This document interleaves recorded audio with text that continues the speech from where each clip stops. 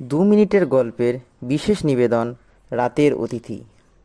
কলকাতার ব্যস্ত জীবন থেকে একটু মুক্তি পেতে অরিজিৎ গিয়েছিল সুন্দরবনের এক প্রত্যন্ত গ্রামে। তার এক বন্ধু শুভম ওখানেই থাকে।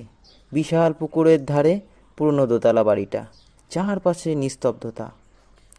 প্রথম রাতেই ঘটল অদ্ভুত কিছু। রাত তখন 2টো, ঘরের জানলা খোলা ছিল। হঠাৎ বাইরের কারোর ফিসফিসানি কানে এলো। এই, শুনতে পাচ্ছ?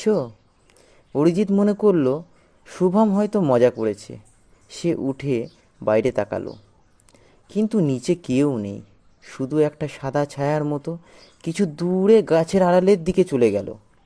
সকালবেলা শুভমকে বলতেই সে চুপ করে রইল। তারপর বলল, এখানে রাতে কেউ বের হয় না রে, তুইও যাবি না, মনে রাখিস কথাটা। কিন্তু অরিজিৎ জেদ ধরল।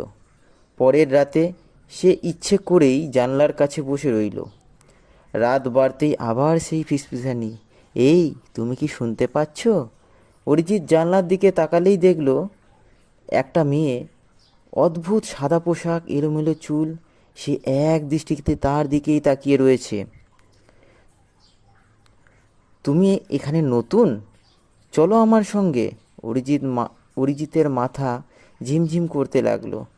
সে অজান্তেই দরজা খুলে বাইরে বেরোলো। মেয়েটা ধীরে ধীরে এগিয়ে চলেছে পুকুরের দিকে। সে পা বাড়াতেই কানে এলো বিরাট চিৎকার, থাম থাম, ওদিকে যাস না!